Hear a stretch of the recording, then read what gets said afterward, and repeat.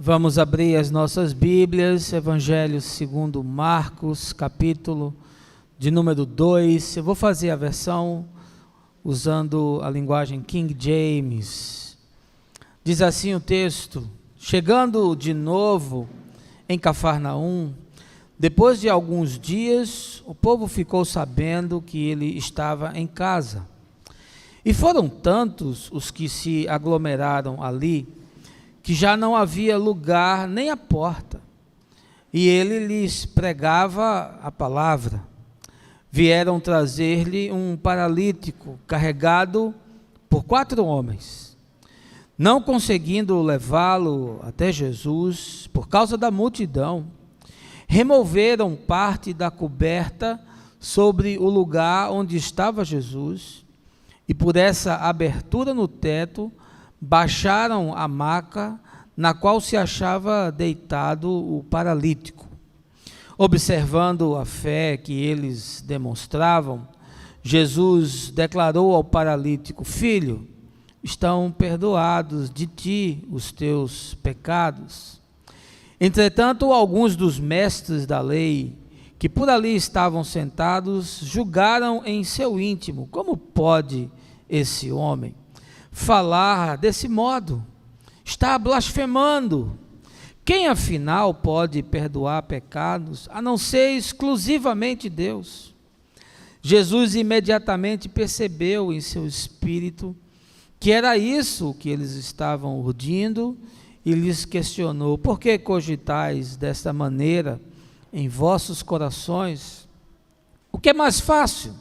Dizer ao paralítico: estão perdoados de ti os pecados, ou falar: levanta-te, toma a tua maca e sai andando? Todavia, para que saibais que o Filho do Homem tem na terra autoridade para perdoar pecados, dirigiu-se ao paralítico: eu te ordeno, levanta-te, toma a tua maca e vai para a tua casa. Então ele se levantou e no mesmo instante, tomando a sua maca, saiu andando à frente de todos, que estupefatos glorificaram a Deus, exclamando: nunca vimos nada semelhante a isso. Uma porção da palavra do Senhor no Evangelho de Marcos, que eu desejo que se materialize na sua vida, não seja apenas a narrativa do evangelista, nem um texto histórico, mas que ganhe singularidade, que ganhe graça, misericórdia, expressão de saúde espiritual no seu caminhar. Eu comecei, meus irmãos, essa missão há cerca de 8 anos aqui nesse lugar. Eu era ligado a uma denominação protestante, histórica, de linha reformada, portanto minha herança teológica tem a ver com o cristianismo inglês e francês. A verdade é que eu saí de onde eu estava porque eu não cabia mais no modelo institucional.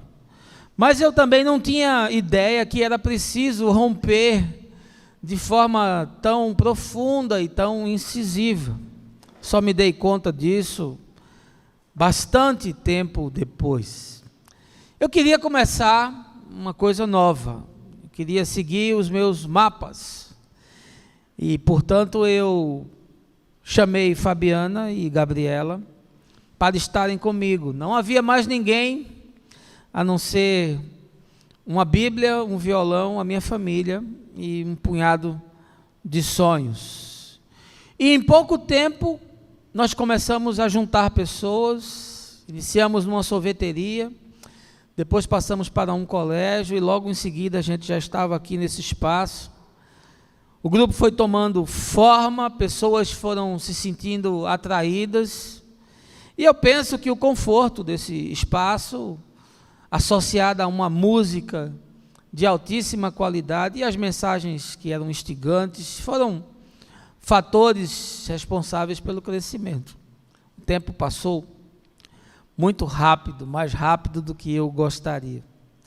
Pois bem, com cerca de 3 anos depois dessa inauguração, Nós já tínhamos aqui uma congregação estabelecida, ministérios funcionando, cultos regulares, movimentos de evangelismo, pequenos grupos. Eu me lembro que num certo dia, tive que vir aqui para verificar o conserto desse portão de alumínio que a gente tem aqui na nossa entrada. Ele sempre viveu dando problema. Enquanto eu estava fiscalizando o trabalho do serralheiro, eu percebi que tinha alguém parado, olhando assim de forma muito curiosa para dentro do nosso terreno. Era uma senhora de idade. Ela olhou para mim e me perguntou: o que é isso? E eu disse: como assim? E ela insistiu: o que é que vocês fazem aqui? E de certa forma eu me senti incomodado e disse: olha, nós somos uma igreja. Ela me olhou assim novamente, de cima até embaixo, deu um sorriso e foi embora. E eu confesso a você que eu não consigo esquecer aquele dia. Nós estávamos aqui há tanto tempo, mas o bairro não sabia. Nós não éramos percebidos, nós não tínhamos qualquer relevância. As pessoas olhavam para esse espaço como se fosse um clube maçônico gospel. Era um gueto evangélico, era uma confraria de amigos, era uma câmara de alienação espiritual. Podia ser qualquer coisa, mas não era igreja. Eu me lancei a plantar uma comunidade aqui em Casa Forte, bairro onde eu moro, onde tem gente bonita, aquinhoada, intelectual. Nós estamos num dos melhores bairros de Recife. Aqui moram profissionais liberais, escritores, políticos, empresários. É um dos maiores IDHs da cidade. Tem a terceira concentração de renda per capita. Mas eu não tinha a menor ideia de que a 300 metros do portão, do outro lado da rua, por trás desses arranha-céus belíssimos com heliporto, existia tanta dor, tanta miséria, tanta exclusão, tantos dramas sendo vividos. E eu confesso, não era possível perceber isso trancafiado aqui dentro do meu castelo de tijolo e de cimento, num espaço que a gente chamava de templo, entretido com as dinâmicas de uma religião que não servia para absolutamente nada. Depois daquele dia da conversa com aquela senhora, eu me senti como se eu fosse um aleijado, totalmente impotente. Olhei para os desafios e pensei, eles são quase impossíveis de ser suplantados. E eu quero lhe confessar uma coisa: eu tive vergonha de ser pastor. Eu tive vergonha das pessoas que estavam aqui, que eu estava ensinando há anos. Um evangelho que não tinha absolutamente nada a ver com Jesus. Eu tinha a vergonha de ter me tornado um teólogo, um teórico e um tosco. Há um filósofo, escritor e educador indiano chamado Didi Krishnamurti.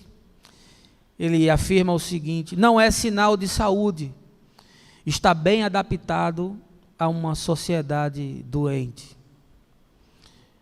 Parafraseando a frase desse pensador, eu estava confortavelmente adaptado a um tipo de igreja doente.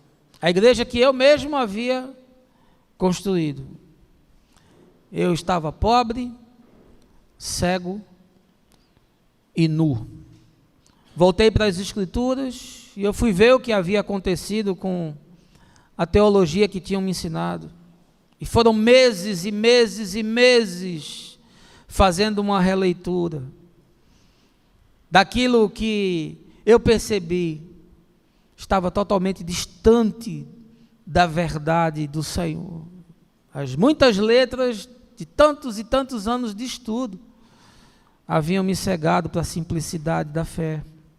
E à medida que eu fui relendo o Novo Testamento, tudo foi ficando tão patente, as escamas foram caindo e os meus olhos foram se abrindo para perceber o equívoco.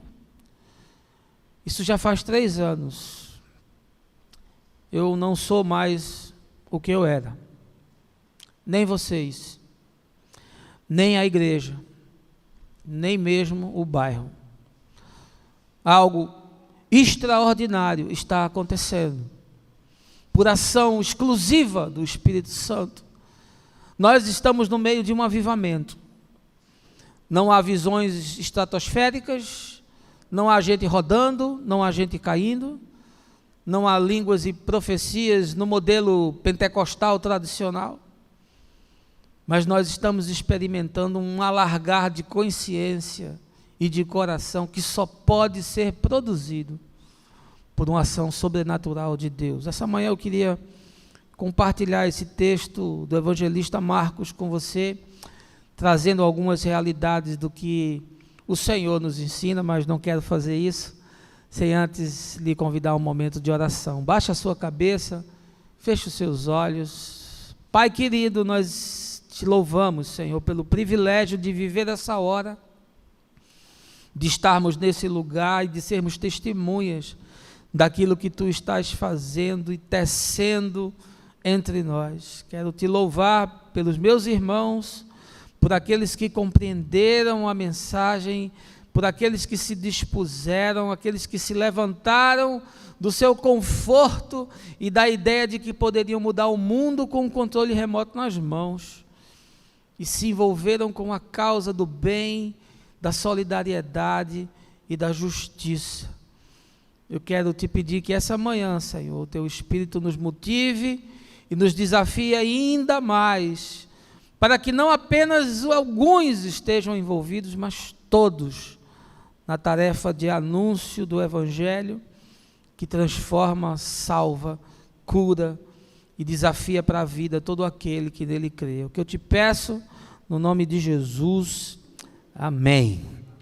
Deixa eu lhe chamar para essa cena, na cidade de Cafarnaum, ali na Galileia, onde Jesus passou boa parte da sua vida após haver assumido um ministério. Cafarnaum, uma das grandes cidades daquela região, ali à beira do mar da Galileia, uma cidade, portanto, pesqueira, e a pesca era uma das grandes atividades ali da Palestina, sobretudo naquele lugar onde não tem água. Movimentava uma indústria de tratamento, de venda e de distribuição, que tinha uma alta taxação, inclusive, do império. Na cidade de Cafarnaum também havia uma guarnição de Roma, e ali era uma espécie de um centro de supervisão regional, e também havia uma grande sinagoga. Cafarnaum fica entre as antigas aldeias de Naftali e Zebulon, que o profeta Isaías fala e anuncia dizendo que essa terra, que era a Galileia dos gentios, o caminho do mar, um lugar que estava esquecido, uma região de gente agonizante, um lugar dos excluídos, dos desterrados, e diz: povo que jazia em trevas, viu uma grande luz, e para aqueles que estavam na região da sombra da morte, resplandeceu-lhes a luz. É nessa cidade, nesse lugar, que Jesus está, e o texto acontece justamente quando ele volta de uma primeira iniciativa evangelística, de um grande movimento de visita àquelas aldeias, realizando curas, sinais extraordinários, falando do reino de Deus, libertando os oprimidos e cativos do diabo.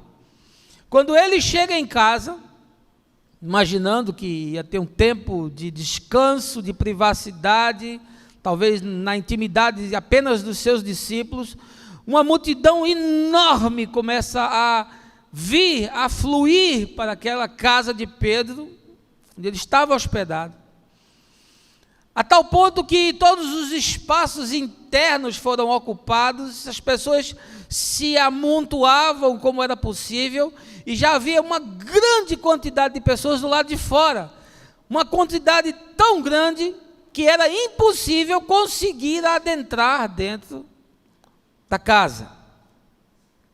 O texto fala que no meio daquele alvoroço, daquela turba de gente que estava ali disposta a ouvir as verdades do Galileu, quem sabe na expectativa de também ser curado, de também ser visitado pela misericórdia de Deus, pela expectativa de ser, quem sabe, liberto de algum mal, de alguma opressão, de ser transformado nas suas dores, nas suas inquietações.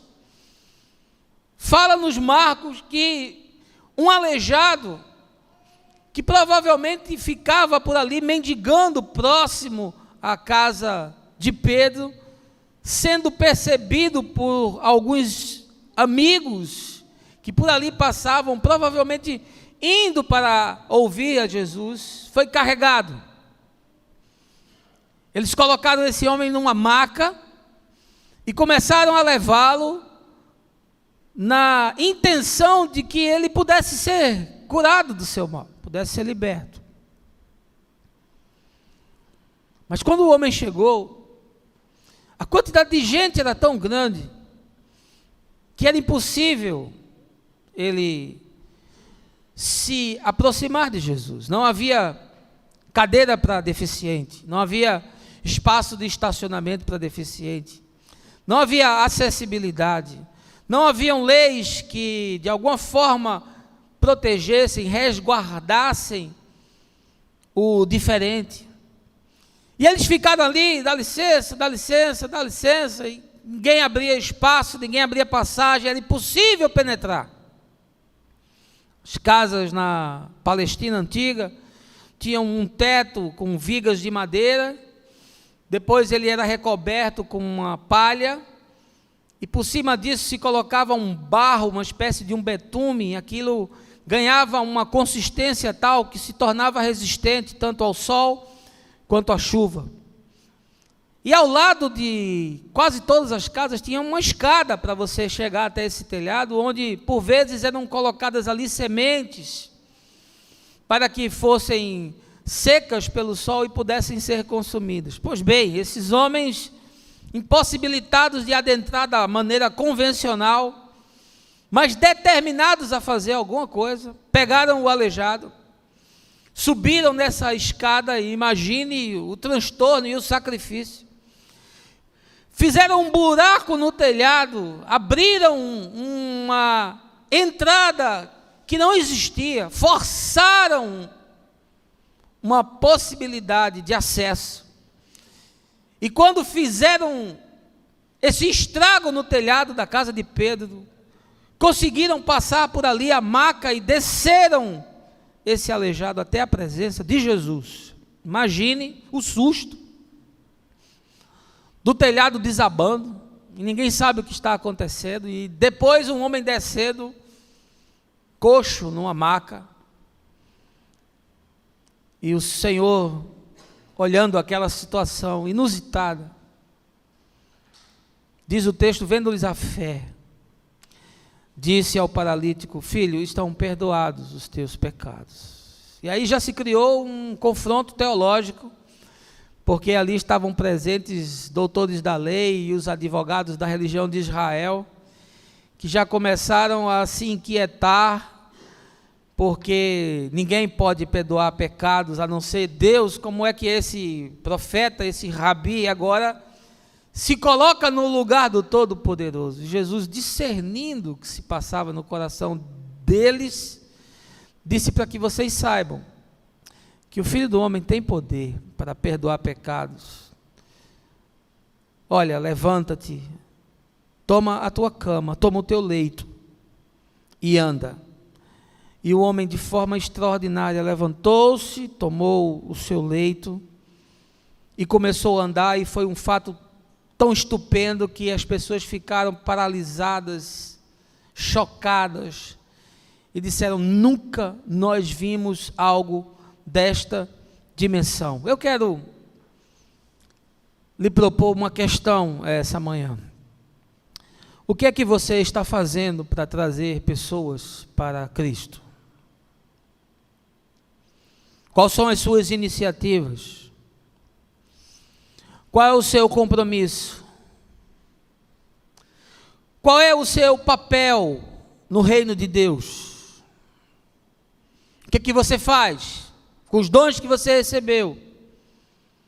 O que é que você faz com as pessoas que você convive diariamente? Na sua casa, na sua família, no lugar onde você mora, na empresa onde você trabalha, na faculdade ou na escola que você frequenta. O que é que você faz para trazer pessoas a Cristo? Quantas pessoas na sua vida você já discipulou? Entendendo que Jesus nos mandou fazer discípulos. Quantas pessoas você discipulou? Você investiu, você pregou, você orou, você acompanhou a conversão, você trouxe para perto, você abriu a sua casa, ou você abriu um espaço na sua empresa, ou na sua faculdade, ou no lugar de encontro, e você manteve uma reunião semanal, um contato íntimo com aquela pessoa, e você foi investindo e foi ministrando para ela, até que ela começou a andar com as suas próprias pernas. E aí você disse: agora você vai pegar isso que eu fiz com você e vai fazer com outro. Quantos? 1? 3? 5? 15? Nenhum? Você nunca fez um discípulo? Nunca cuidou de ninguém, nunca investiu em ninguém, nunca ensinou ninguém, nunca batizou ninguém? Qual é o seu compromisso com o Evangelho? Que Deus foi esse que ensinaram para você? Que igreja é essa que você faz parte? Benjamin Franklin disse certa feita: pessoas que são boas em arranjar desculpas, raramente são boas em qualquer outra coisa. Eu fico preocupado em estar aqui domingo após domingo, ministrando as mesmas coisas, ensinando o Evangelho repetidas vezes, tocando sempre nas mesmas questões, fazendo aquilo que Paulo ensina, de ministrar aquilo que é simples e fácil de ser entendido e ser realizado. E eu não tenho a dimensão do que é que isso provoca em você. Eu não sei se isso lhe desafia, eu não sei se isso lhe constrange, eu não sei se isso lhe aborrece, eu não sei se isso lhe entorpece, mas eu me preocupo com aquilo que você chama de vida cristã, se de fato a sua espiritualidade é algo sadio, ou se você se adequou a uma igreja doente. Essa é uma questão que eu não posso responder. Mas eu quero tirar algumas lições do texto de Marcos, que eu penso que vão marcar profundamente o dia de hoje na sua vida. Você vai sair daqui bem diferente talvez do que você tenha entrado. Mas domingo que vem já será um outro tema, uma outra mensagem. E quem sabe você se tornou parte de uma engrenagem. Você vem aqui todo domingo e volta todo domingo, mas não acontece absolutamente nada na sua vida. Se você quiser voltar ao texto, a mensagem é expositiva. Eu vou tirar tudo dele. 6 lições que Jesus nos apresenta sobre a realidade do Evangelho na nossa vida e na vida das outras pessoas. A primeira delas é que a igreja precisa ser um lugar para os que não cabem na sociedade. Veja aí o verso de número 3. Vieram trazer-lhe um paralítico carregado por 4 homens. Deixa eu lhe dizer quem é o paralítico na sociedade de Israel. O paralítico é um sujeito considerado um caso perdido. O paralítico é um sujeito considerado amaldiçoado por Deus. Todo aquele que é portador de enfermidade é alguém a quem Deus desprezou, é alguém de quem Deus se afastou. E a paralisia era uma coisa assim muito chocante, porque normalmente o indivíduo ficava na entrada da cidade pedindo esmolas. A família não queria mais ficar com ele. Não havia Estado para assisti-lo. Não havia lei para protegê-lo. Portanto, esse indivíduo estava cerceado, estava amputado de absolutamente tudo. Ele vivia dos restos dos outros. Ele era excluído, ele sofria preconceito. Ele não havia se tornado um bom judeu. Ele não podia ir ao templo. Ele não podia ser um bom pai, ele não podia ser um bom marido, ele não podia trabalhar. Ele era um caso perdido. Mas é curioso que esses homens pegam esse indigente, essa pessoa que ninguém enxerga, esse invisível, esse sujeito que está do lado de fora, que está apartado de tudo, alguém que não merece nenhum tipo de esforço, porque o próprio Deus já rejeitou. E esses homens pegam esse indivíduo e começam a carregá-lo na sua maca para ser colocado na presença de Jesus. Deixa eu lhe dizer uma coisa: a igreja tem que ser um espaço que caiba aqueles que não cabem na sociedade. Mas curiosamente, a igreja se tornou um espaço para pessoas tidas como modelo, como padrão, como elite. E eu me lembro muito daquela fábula de Procusto, que era um homem que tinha uma casa numa estrada e os viajantes por vezes passavam a noite gozando da sua hospitalidade. E ele colocava o viajante numa cama e à noite ele amarrava aquela pessoa enquanto ela dormia. E se a pessoa era maior do que a cama, ele cerrava as pernas para que ela coubesse exatamente naquela medida. E se fosse menor, ele amarrava cordas nos membros e esticava numa rodilha, de tal forma que ele coubesse exatamente na cama. Nós somos uma câmara de normatização. Nós somos um espaço de serialização. Nós nos tornamos, por vezes, uma engrenagem que quer mudar a forma, mas não quer mudar a forma. E aí, só cabe aqui dentro aqueles que nós normatizamos, aqueles que nós moldamos, aqueles que se encaixam no nosso padrão, no nosso manequim. Então ele tem que vestir determinada roupa, ele tem que usar determinado corte de cabelo, ele tem que falar determinadas palavras, ele tem que ter certos comportamentos, ele deve evitar determinados lugares, ele deve se conformar com um estereótipo. Se assim for, ele cabe.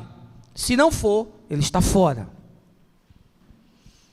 É por isso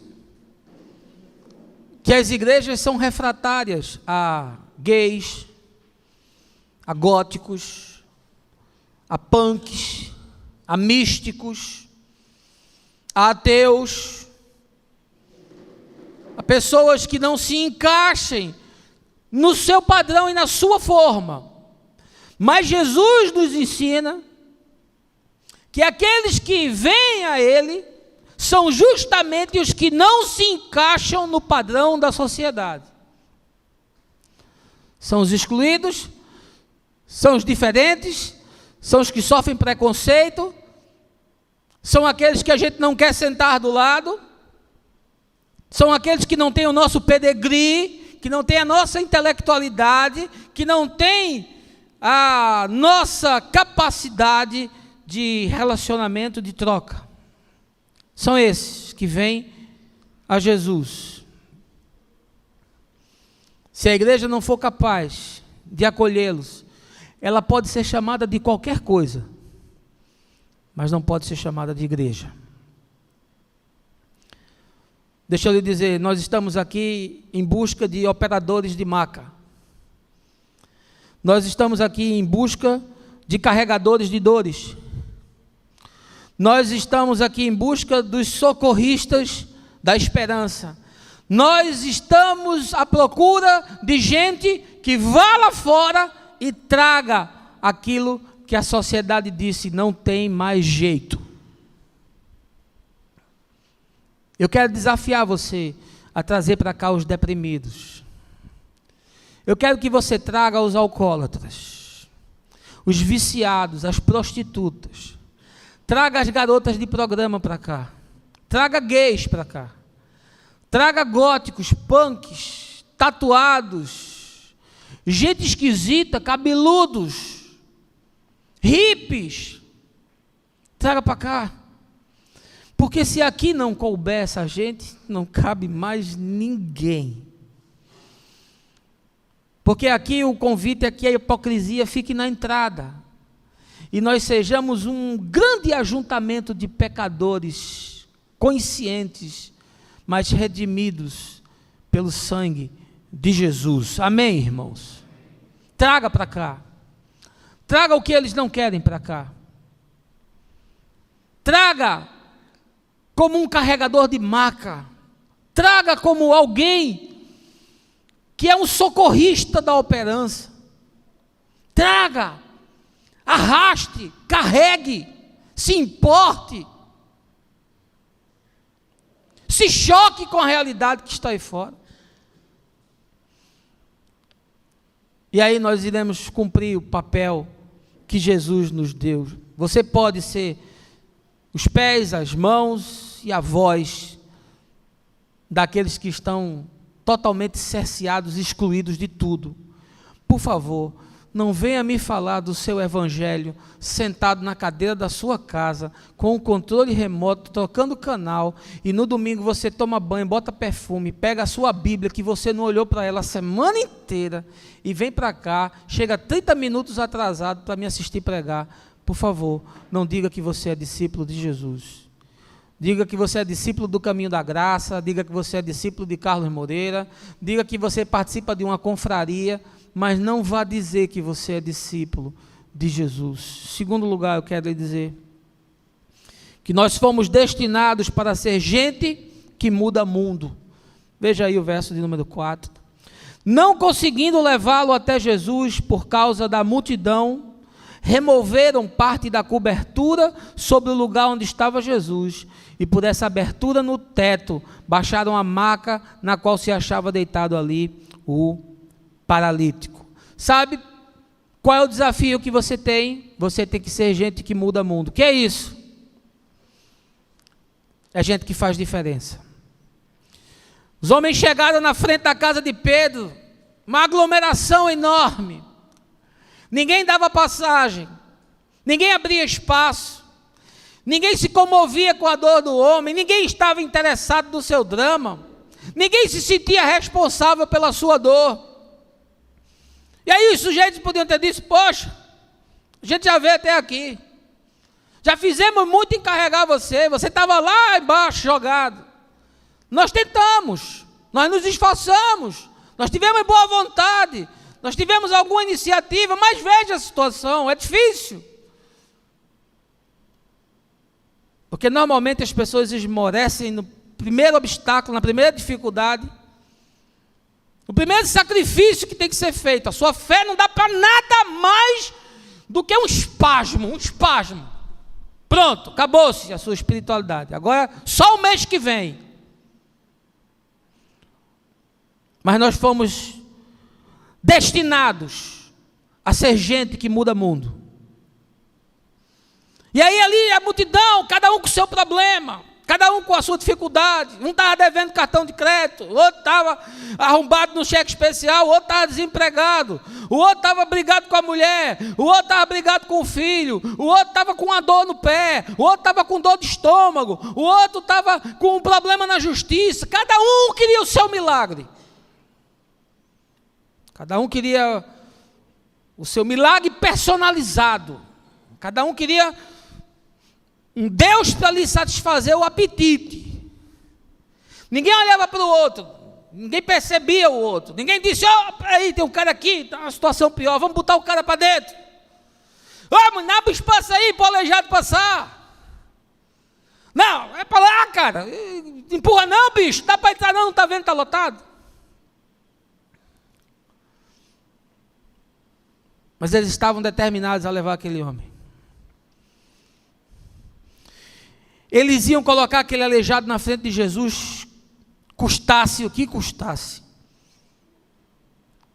E aí não tinha o que fazer, meu irmão. Tá bom, não tem o que fazer, não? Não. Então a gente vai improvisar.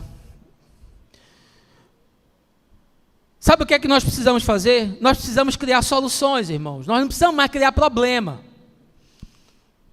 Não tem uma semana que não tem um monte de gente me procurando para me criar problema, para me trazer dificuldade, para dizer que não dá, que não é possível, que não tem estrutura, que não tem dinheiro, que não tem tempo, que não tem agenda, que não tem quem ajude,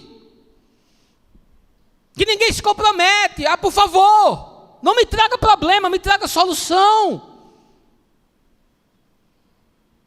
E pior são os que não conseguem nem sair da cadeira porque só enxergam os seus próprios problemas.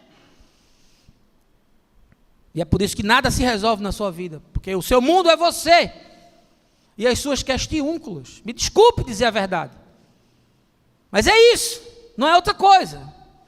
E aí essa gente não ficou bem, já que não tem o que fazer, deixa ele aí. Vamos levar ele de volta lá para a praça do mercado. Fica aí pedindo esmola, desgraçado, infeliz. Eu não sei como eles subiram um paralítico num telhado, numa casa de barro. 4 homens. Não tinha guindaste não, meu irmão. Não eram treinados para ser atendentes de UPA, não. Não era gente do SAMU que sabe como fazer um transporte de um doente, não. Fizeram um buraco no teto, improvisaram, desceram a maca lá no meio. Eles tinham expectativa que alguma coisa pudesse acontecer. É gente que se desdobrou, se expandiu.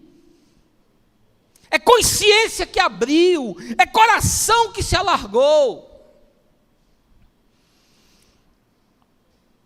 E eu fico pensando, quais são os buracos que nós temos que abrir? Quais são os buracos que nós temos que abrir? Para ser gente que muda mundo. Gente que inova. Gente que acha espaço, que acha atalho. Gente que faz trilha no meio do mato. Gente que faz contato, que faz parceria, que busca alternativa, que se compromete financeiramente, que abre a casa, abre o espaço, abre a vida, abre o coração, abre o bolso. Como é que a gente resolve? E para dessa conversa mole e dizer que a gente é crente e se reúne todo domingo aqui para cantar e levantar a mão. Ah, por favor, vai ouvir isso do outro canto. Eu não quero enganar você. Eu amo você, por isso eu lhe digo a verdade. Na cara. Não fico dando tapinha nas suas costas, nem estou atrás do seu dízimo, porque não vivo disso. Mas quero andar com gente que muda mundo, que não fica me trazendo desculpa, que abre buraco no telhado e diz: vamos fazer no peito e na raça. E aí Deus se manifesta e age, faz coisas extraordinárias. Terceiro lugar, eu quero lhe dizer que não há espiritualidade sadia se fé e obras não se equilibram. Veja aí, verso de número 5. Observando a fé que eles demonstravam, declarou Jesus ao paralítico: Filho, estão perdoados de ti os teus pecados. Jesus se impressionou com aquela cena, porque ele sabia a dificuldade. E ele se impressionou com o fato daqueles homens terem se importado com um paralítico, porque aquele paralítico não podia fazer nada por eles, nada. Às vezes chega alguém importante aqui, uma pessoa mais aquinhoada, uma pessoa que tem alguma posição social, e aí às vezes essa gente fica esperando que a gente trate com uma diferença, que a gente faça um salamaleque, que a gente faça um cuidado especial, uma bajulação extra. Por favor, meu irmão. Aqui os mais simples são os que sentam nas primeiras filas. A minha bacia e a minha toalha para lavar os pés dos que não tem nada. Você chega, você levanta, arregaça as mangas e vem lavar os pés dos irmãos comigo. Esse cara aqui não podia trazer nenhum benefício. Esse cara não tinha nada o que oferecer. Esse sujeito aqui é um anônimo completo, ele é um invisível social. Assim como milhares e milhões de pessoas são. E diz o texto que Jesus, vendo a fé daquela gente, disse: os teus pecados estão perdoados. Deixa eu te perguntar uma coisa. O que é que dá para ver na tua fé? O que é que se manifesta na tua fé? O que é que a tua fé faz na tua vida? Para onde ela move você? O que ela faz acontecer a partir de você? Me fala aí. A tua fé. Quais são as tuas conveniências que você sacrifica? Quais são os teus luxos que você abandona? Qual é o esforço que você faz para dizer: olha, na teoria é igual à prática. O que eu falo com a boca é o que eu faço com as mãos. O que eu penso com a cabeça é para onde os pés se movem. E fala aí. Vendo a fé deles. Vendo a fé. Porque a fé, meu irmão, tem que se materializar. Porque a fé tem que encarnar. Porque a fé tem que ganhar consistência na vida. Porque a fé que não se reproduz em atos de misericórdia, bondade, solidariedade e justiça, não é nada. É crença oca, é retórica estelionatária, é verborragia, é mentira. E por isso que ninguém acredita na gente. Por isso que ninguém acredita em cristão, nem evangélico, nem católico, nem nada. Porque é gente com discurso, mas não tem vida. Quem é você? Você é um teórico? Cheio de solução para tudo, conhece a Bíblia, cita os textos. Um teólogo de prateleira. Quem é você? Quem sabe você é um crítico. Você chega aqui e bota defeito em tudo. Bota defeito nos irmãos, bota defeito no pastor, bota defeito nas iniciativas, que você tem a solução para todas as coisas, mas você não faz nada. Quem é você? Você é um cínico que ouve todo domingo as mesmas coisas e não se move? Não se levanta, não diz, não, isso não é comigo não. Eu não sou membro, não sou batizado, não é aqui que eu tomo a ceia. Quem é você?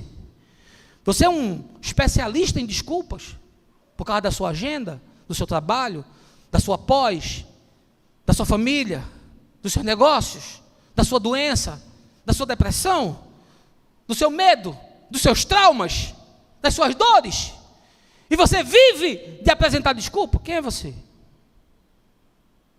Workaholic, que não consegue respirar porque está correndo atrás de dinheiro. Quem é você? Você é mesmo discípulo de Jesus? Tem certeza? Não há espiritualidade se fé e obras não se equilibram.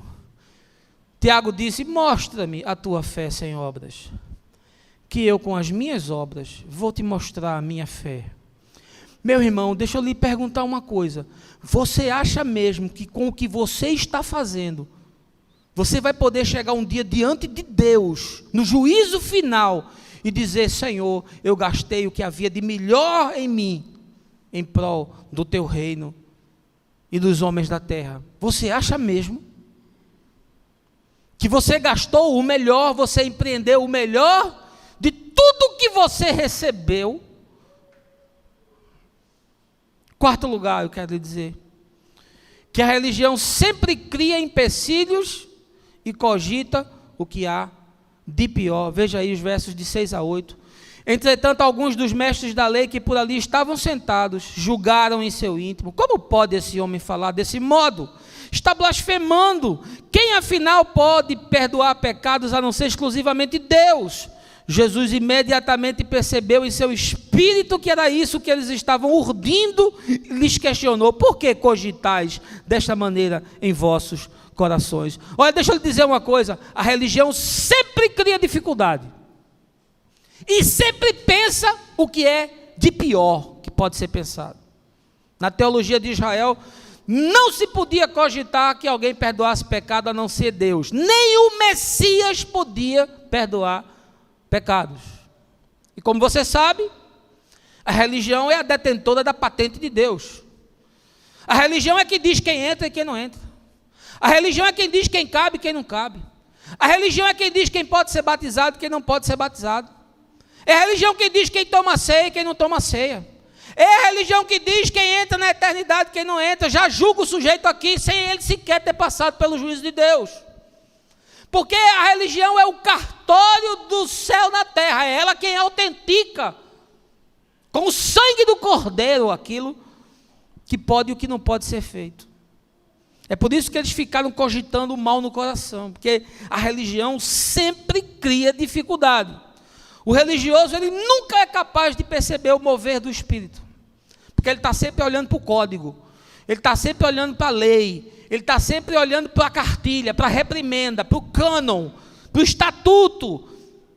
Ele nunca consegue se abstrair, ele nunca consegue expandir. Por isso que quando o doutor da lei procurou Jesus sobre a questão do divórcio, Jesus perguntou: como é que você interpreta a lei?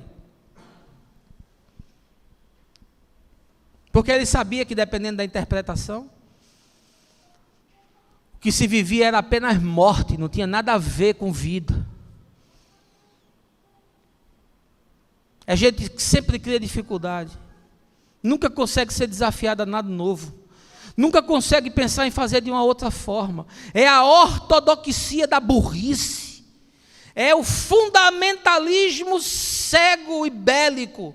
É o sujeito que diz agora que está montando um grupo lá em Minas Gerais de adolescente treinando para ir contra os movimentos de Umbanda que são feitos lá na praça pública em Belo Horizonte. Isso é um louco, um cheirador de Bíblia, e ele deve estar cheirando cocaína, isso sim, está maluco.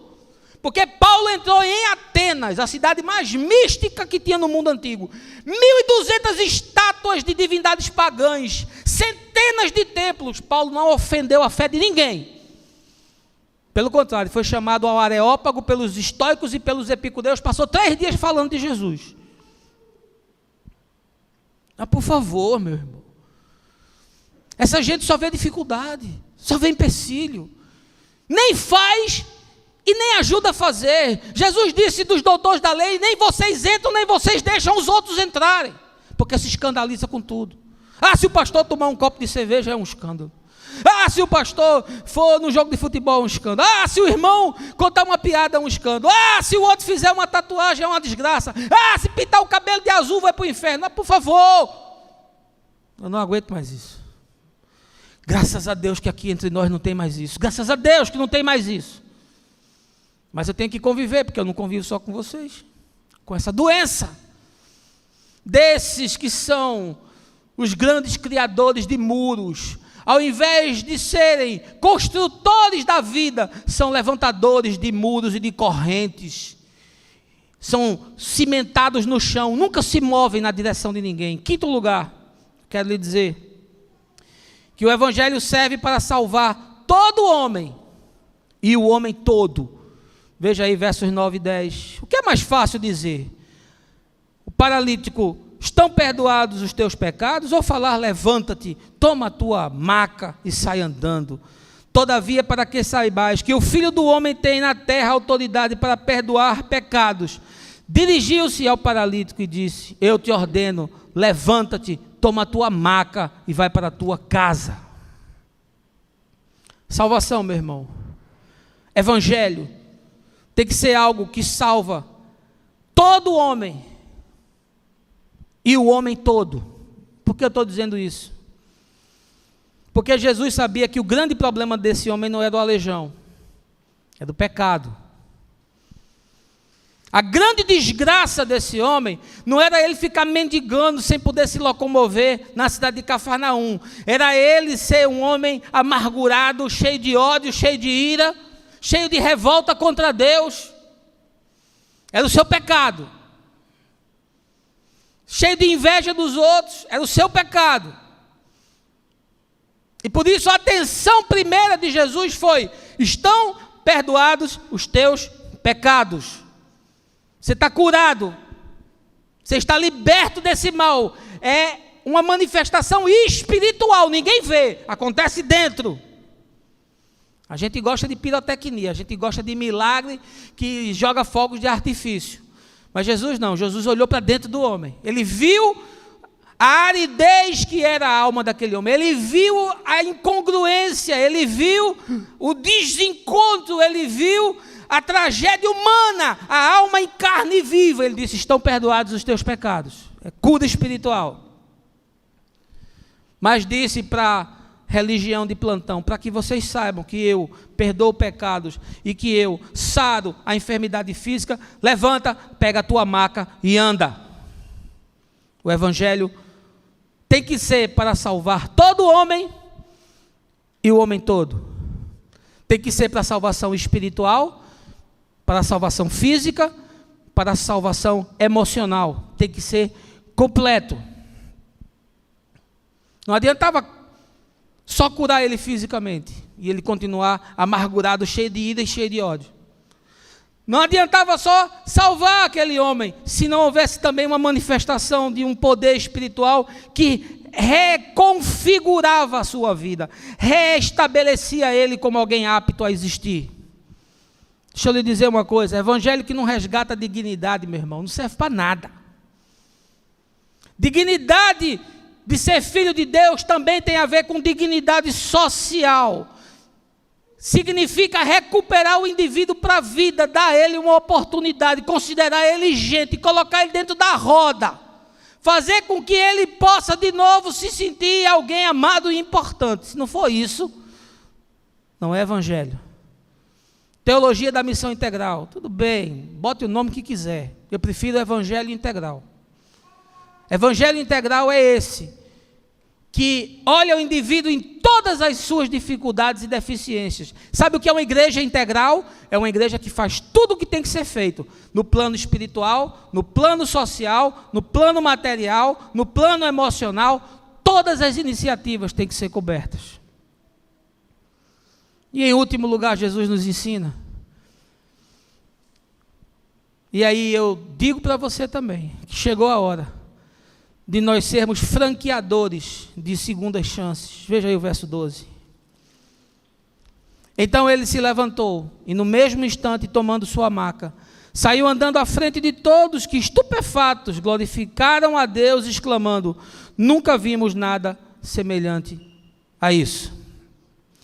Deixa eu lhe dizer uma coisa, meu irmão, chegou a hora de nós sermos franqueadores de segundas chances. O que é isso?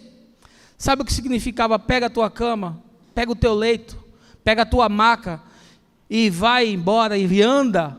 Significa que você pode ser novamente dono do seu destino. Significa que você está sendo reinserido na vida. Significa que você está deixando a inércia, a letargia, o aleijão existencial e está se pondo novamente no caminho para experimentar as dinâmicas de cada dia. Diante da carência humana, cessam todas as teologias. Porque os teólogos de Israel disseram: não pode. Ele não pode fazer isso. Quanta gente diz: não pode fazer assim não. Não, pastor, não pode dizer isso não. Não, pastor, não pode ir por aí não. Meu irmão, a gente vai por qualquer canto. A gente faz qualquer coisa que não fira a ética do reino. Não é a ética dos evangélicos, não. É a ética do reino de Deus. Gente que consegue franquear a segunda chance. Sabe o que é a segunda chance? É você dizer para o cara, você pode começar a caminhar novamente. Sabe o que é a segunda chance? É você ser misericordioso, ser generoso, dizer, cara, você cabe aqui. Você é um de nós, você é bem-vindo. Você pode começar de novo. Você fracassou, mas você pode reiniciar. Você fracassou na família, mas você pode construir outra. Você fracassou no seu negócio porque você foi fraudulento, você deu toco, você era corrupto, mas você pode fazer novamente, pode fazer certo. É dar às pessoas a possibilidade de um recomeço. É dizer para elas, é possível. É acreditar que elas podem fazer aquilo. É incentivar e é participar da vitória do indivíduo. É se envolver com ele. É ser um promotor do bem na vida dele. É ser parceiro dele. O cara quer ser parceiro da IBM. O cara quer ser parceiro da Apple. Eu quero ver você ser parceiro de um drogado, meu irmão. Eu quero ver você ser parceiro de um alcoólatra, fazer o que Luiz faz aqui toda semana. Eu quero ver você ser parceiro de um deprimido. Eu quero ver você ir na casa do cara, pegar ele, acordar ele de manhã cedo e dizer, eu vou trazer você, eu vou lhe levar. Mas eu não quero, eu estou morto, eu estou morrendo, o mundo acabou, está tudo escuro, mas você vai. Eu vou pegar você e vou deixar você. Porque eu quero que você tenha uma segunda chance. Porque eu vou me envolver com o seu drama. Porque eu não posso dizer que eu sou discípulo de Jesus e nunca ter trazido ninguém para ele. Nunca ter discipulado ninguém. Nunca ter ensinado ninguém. Nunca ter orado por ninguém. É impossível. Jesus disse, vai, você tem uma segunda chance. As pessoas precisam de segundas chances. As pessoas precisam de uma oportunidade para começar de novo. As pessoas precisam que alguém acredite nelas. Você acha que o mundo vai acreditar nelas? Você acha que os empresários vão acreditar? Você acha que o governo vai acreditar? Mas nós, como igreja, nós podemos acreditar. Sabe por quê? Porque eu era o pior dos pecadores. E Jesus disse, vem e anda. Eu era um pastor numa torre de tijolo e cimento, blindada para o pobre não entrar, querendo acessar só os medalhões de casa forte, a 300 metros da miséria sem fazer nada. Teólogo de mão cheia, escritor com competência de mover o coração das pessoas, mas mãos e pés aleijados. Era uma aleijão espiritual, não era físico, mas era espiritual. Uma lepra no coração, ficando insensível. Eu queria concluir lhe dizendo o seguinte: há 3 anos atrás, nós começamos uma iniciativa aqui nesse lugar. Iniciativa simples. Não precisava de dinheiro, não precisava de 150 pessoas, não precisava de grande infraestrutura. A gente botou uma barraca aqui no estacionamento, botou um tensiômetro para medir pressão, um aparelhozinho para medir glicose e meia dúzia de roupa ali de bazar para as pessoas desse bairro. Isso faz 3 anos. Ele foi crescendo, foi avançando, foi chegando mais gente. Nós imaginamos que precisávamos construir uma ONG. Queria que acendesse aqui até eu terminar de pregar. E nós fomos arregimentando pessoas. E hoje nós temos um programa em pleno desenvolvimento, que alcança as pessoas dessa comunidade inteira. 3.000 famílias estão sendo abençoadas. E nós vamos expandir para alcançar mais 5.000 que estão aqui do lado. Nós fomos selecionados pelo Porto Social como ONG para ser incubada durante 1 ano. Nós hoje temos aqui aula de inglês, aula de reforço escolar, nós temos aqui aula de jiu-jitsu, nós temos aqui aula de dança, Eu fechei ontem com o Renatinho a escola de música. Nós temos aqui hoje profissionais fazendo atendimento, advogados, temos psicanalista.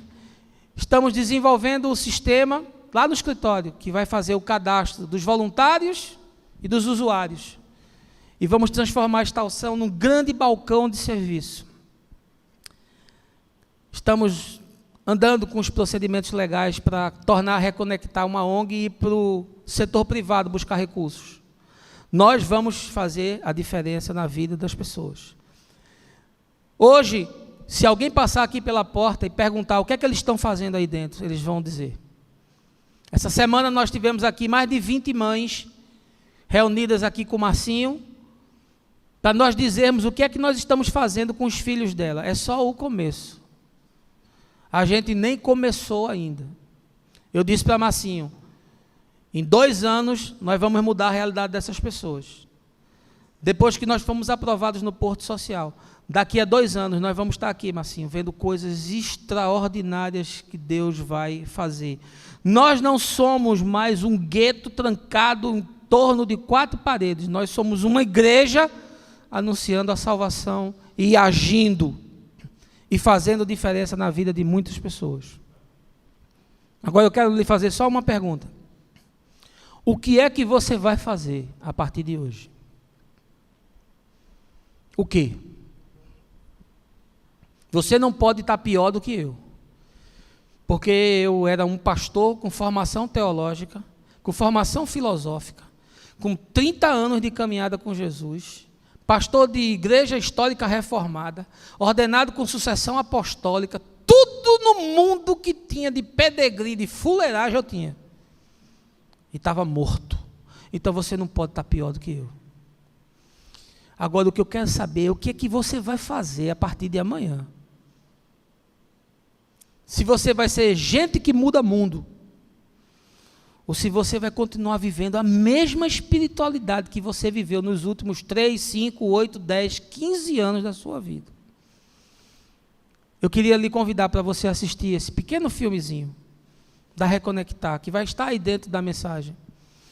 E em seguida, Fabiana vai fazer uma exposição do último mês de trabalho, depois que a gente foi incubado na aceleradora de ONGs. Eu queria que você prestasse bem atenção, e que Deus nos abençoe, e que Deus nos dê graça para fazer isso de forma cada vez mais consciente e amorosa e comprometida. No nome de Jesus, amém.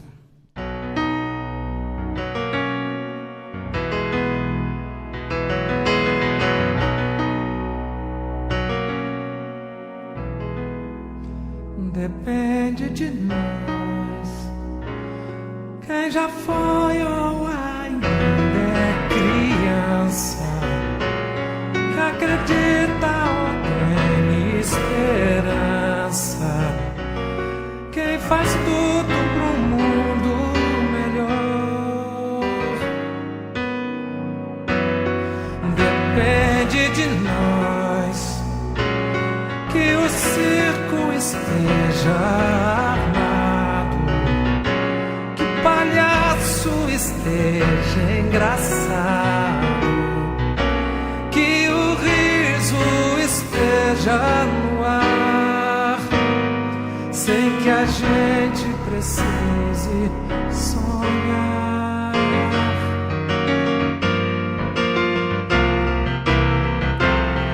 Que os ventos cantem nos galhos, que as folhas bebam orvalho, que o sol descortine mais a